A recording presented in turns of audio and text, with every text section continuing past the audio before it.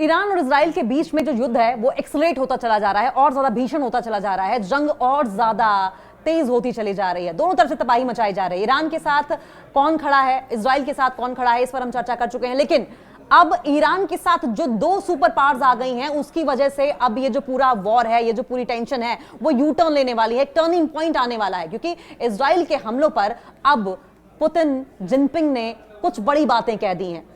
और अब क्या दोनों ईरान के साथ खड़े हैं? सवाल यह है कि अगर रशिया और चाइना ईरान के साथ खड़ा होगा तो अमेरिका क्या करेगा, अमेरिका का क्या होगा? रूस, चीन ये बोलते हुए नजर आए हैं कि इसका जो समाधान है वो सैन्य तरीके से, यानी कि मिलिट्री के यूज के साथ नहीं निकाला जा सकता, डिप्लोमेटिक तरीके से ही निकाला जा सकता है। बातचीत के जरिए ही इस प्रॉब्लम का सलूशन निकाला जा सकता है। यहां तक कि पुतिन ने मीडिएशन की पेशकश भी कर दी है कि हम ठीक है, हम दोनों के बीच में बातचीत कराने को तैयार हैं, ये प्रॉब्लम जो है इसको यहीं सॉल्व किया जाए, ये वॉर जो है यहीं पर रोका जाए।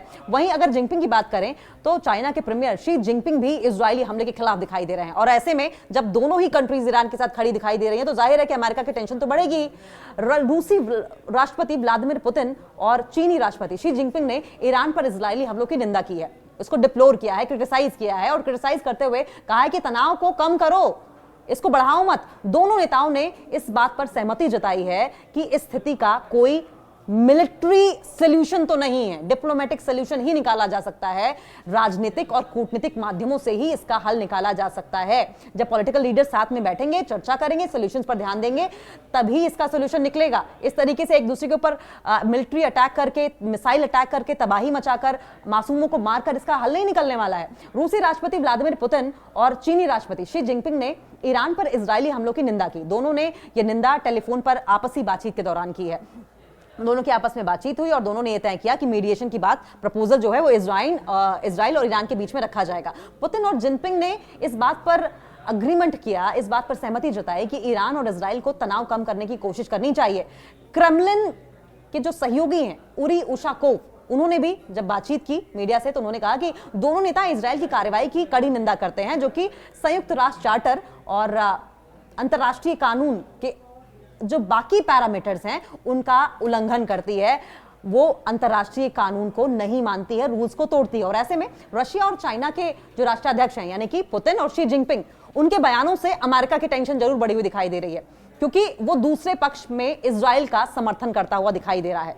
हालांकि ऐसी भी आशंका है कि ईरान के खिलाफ इजराइल के संघर्ष में अमेरिका भी शामिल हो सकता है। और यही वजह है कि जब रशिया, चाइना ईरान के साथ खड़े हुए दिखाई दे रहे हैं तो अमेरिका डरा सहमा दिखाई दे रहा है। रशिया, चाइना ने क्या कुछ कहा है, देखिए रशिया चाइना ने बहुत क्लियर कट कहा है कि मीडिएशन की जरूरत पड़ेगी तो मीडिएशन करेंगे, लेकिन मिलिट्री के जरिए आप इस सोल्यूशन इसका नहीं निकाल सकते हैं। उशाकोव ने आगे ये भी बताया कि मॉस्को और बीजिंग दोनों ही मूल रूप से ये मानते हैं कि मौजूदा जो स्थिति है, मौजूदा जो सिचुएशन है, जो सर्कमस्टांसेस बन रहे हैं और ईरान के न्यूक्लियर प्रोग्राम से जो भी संबंधित मुद्दे हैं, जो भी प्रॉब्लम्स हैं, जो भी इश्यूज हैं, उनका कम से कम कोई मिलिट्री सोल्यूशन तो नहीं है। इसका सोल्यूशन केवल पॉलिटिकल लीडर्स जब साथ में बैठेंगे, डिप्लोमेटिक तरीके से निकाला जा सकता है। रशिया ने अब ये वार्निंग भी दे दी है, रशिया ने ये साफ वार्निंग दी है कि अगर इजराइल ईरान का संघर्ष जो ज्यादा बढ़ता चला जा रहा है, अपने 7वें आसमान पर पहुंच गया है, 8वें दिन में प्रवेश कर गया है, आगे अगर बढ़ता है तो तबाही ही तबाही मचेगी, सिर्फ तबाही देखने को मिलेगी, सिर्फ बर्बादी देखने को मिलेगी, चारों ओर मेहम और डिस्ट्रक्शन देखने को मिलेगा। और उसने अमेरिका से इजराइल की बम्बार्डिंग में शामिल न होने का भी आग्रह किया है। कहा है कि अमेरिका जिस तरीके से ईरान और इजराइल के बीच में तनाव बना हुआ है, अमेरिका डिस्टेंस पर रहे, क्योंकि अगर अमेरिका की भी जरा सी भी इंटरफेरेंस होती है तो बहुत बड़ी बर्बादी हो जाएगी। अमेरिका की जरा सी भी इसमें इंटरफेरेंस आग में घी का काम करेगा और ये युद्ध जो है, ये वॉर जो है वो और ज्यादा भड़क जाएगी। अब पुतिन ने मीडिएशन की पेशकश किस तरीके से की है? दरअसल पुतिन हाल के दिनों में अमेरिकी राष्ट्रपति डोनाल्ड ट्रंप, इजराइल के प्रधानमंत्री बेंयामिन नेतन्याहू और ईरानी राष्ट्रपति मसूद पेजेश्कियन के संपर्क में रहे हैं, उनके साथ बातचीत में रहे, उनके टच में रहे और बातचीत करते रहे। और उन्होंने बार बार ये कहा कि रशिया जिस तरीके से दोनों देशों के बीच में युद्ध चल रहा है उसकी मीडिएशन करने के लिए तैयार है। अभी तक हालांकि किसी ने भी रशिया के प्रस्ताव को एक्सेप्ट नहीं किया है, ना इजराइल मान रहा है एक्सेप्ट करने को, ना ईरान मान रहा है। पुतिन ने अपने करीबी सहयोगी शी जिनपिंग के साथ अपने फोन कॉल में उस प्रस्ताव को दोहराया भी था। जिनपिंग भी इजरायली हमले के खिलाफ दिखाई दे रहे हैं।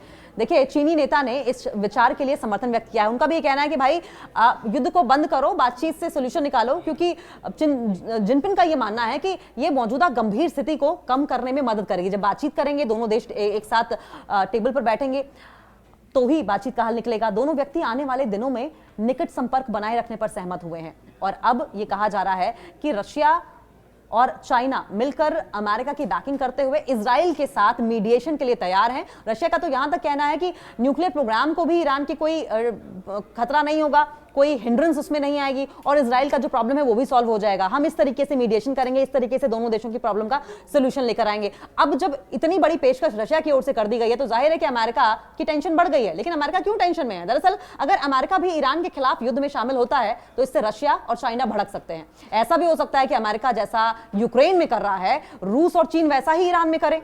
यानी ये दोनों देश ईरान को अमेरिका के खिलाफ युद्ध के लिए हथियार और इंटेलिजेंस से मदद कर दें, बिल्कुल वैसे ही जैसे कि रशिया और यूक्रेन के बीच वॉर में अमेरिका ने की थी। इससे अमेरिका को होने वाला जो नुकसान है वो जाहिर है बढ़ना है और बढ़ेगा ही।